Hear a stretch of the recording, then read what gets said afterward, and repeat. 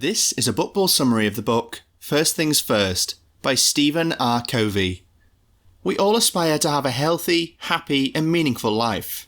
In contrast, most of us have felt discontent, unproductivity and stress at some point in our lives. Best known for his book The 7 Habits of Highly Effective People, Stephen Covey, with Roger Merrill and Rebecca Merrill in the book First Things First, have shared ideas and principles to live, to love, to learn, and to leave a legacy. It teaches you to stop looking at the clock and start looking at the compass by figuring out what's essential, prioritizing those things in your life, developing a vision for the future, building the right relationships, and becoming a strong leader wherever you go. Number 1. Focus on the compass of your life. To live a meaningful life, we need to identify the first things that have a long-lasting, positive impact on our lives. The compass is our values, principles, and conscience. Have you ever heard of someone looking back and wishing they'd spent more time at the office? If you're aware of your first things, you may be happier in the long run. We often choose urgent tasks over important ones.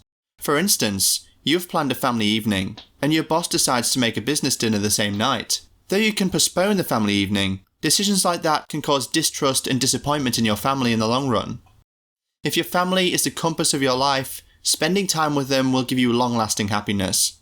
Indeed, you can choose your family in some cases, but you should only sometimes let urgent things get in the way of what's truly important. Hence, forget race and identify your priorities. Number 2. Good quality of life comes with meeting needs and focusing on your principles. How to identify the compass of your life? For that, you must first focus on the high quality of life. Improved quality of life comes with fulfilling these 4 basic human needs. 1. Physical, need to live. It means having food, shelter, and good health. 2. Mental, need to learn. It means being intellectually stimulated. 3. Social, need to love, which means having people you trust and care for.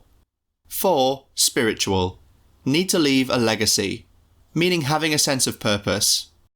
We often experience stress, anxiety, or fear without meeting these 4 basic needs.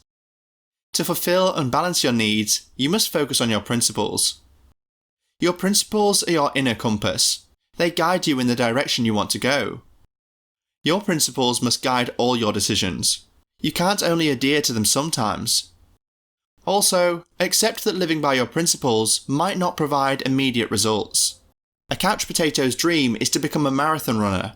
Nothing can transform him overnight. He'll have to stick to his principles of dedication and good health for a long time. But sure enough, by exercising and changing his diet, his principles will guide him to meet his goal. Number 3. Develop a strong vision for the future and let it guide you. Realizing the compass of your life comes with a clear, strong-headed vision for the future. You identify it yourself. One good way is to write a personal mission statement for yourself. Or picture yourself on your 18th birthday. What do you see? A big family? Have you created a successful business? What have you achieved by then? The goals you imagine yourself having accomplished in your old age are the goals you should focus your future on. Once you know what you want to achieve, start taking steps towards it. Don't waste the time with short-term, unrelated concerns.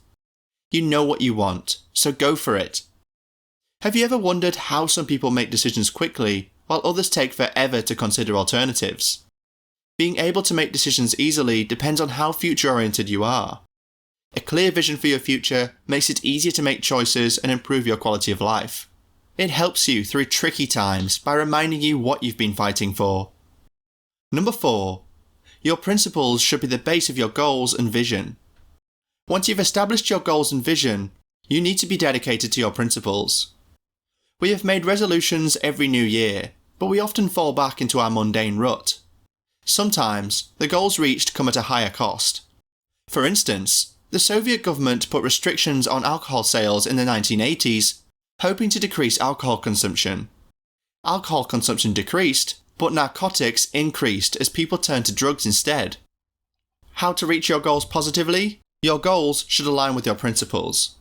For each goal, identify the right thing, what, for the right reasons, why, and in the right way, how. In addition, make sure your goal is within your influence. And finally, Your goal also needs to be driven by importance rather than urgency. Number 5. Making the right decisions depends on finding the proper perspective and acting with integrity. Combine a close-up view for immediate needs, such as deciding what to have for dinner, with a wide-angle view for long-term goals, such as planning where to be in 5 years in weekly terms. Create a weekly calendar where you can allot time for things that matter to you. Don't designate specific hours for your activities. In addition to using the right perspective, you must remember your principles. For instance, imagine you plan to stay home, but your friend calls you with a severe problem. You'd probably give up your reading to meet your friend because you value friendship and reliability. Adhering to those principles is more important than having a relaxing evening. Sticking by your guides in decision-making is called having integrity in the moment of choice, and this integrity is crucial for making good choices. Thus, make good decisions by finding the proper perspective and letting your principles guide you. Number 6. Focus on interdependence and cooperation, not independence and competition. Throughout life, we have been competing. We worry about who's got the best grades, the best job, or who's smarter or prettier than us. This unhealthy focus on independence and competition makes us rush to get things done. But if we focus on cooperation, creating win-win situations is much easier. The 4 basic human needs involve having relationships with others.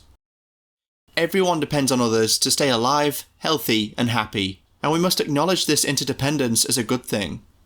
Consider, for example, 2 people working through their marriage. Many couples divorce when their initial phase is worn off, and they hit their first serious problems. But couples who work together, share a vision, and value cooperation might find that solving problems can strengthen their marriage. Number 7. Be a strong personal leader. We all sometimes play leadership roles in our lives, as a parent or employees. To be an excellent personal leader in such situations, you must strive to empower those you lead. Try to create conditions that allow them to empower themselves. Conditions such as trust, respect, and honesty will naturally lead to empowerment in others. To foster those conditions, involve others in your decision-making. For example, imagine one of your subordinates at work coming to you with a problem. Don't immediately try to fix it. First, ask them what they'd do and encourage them to find a solution themselves. Hence, when you lead someone, focus on mutual trust and accountability.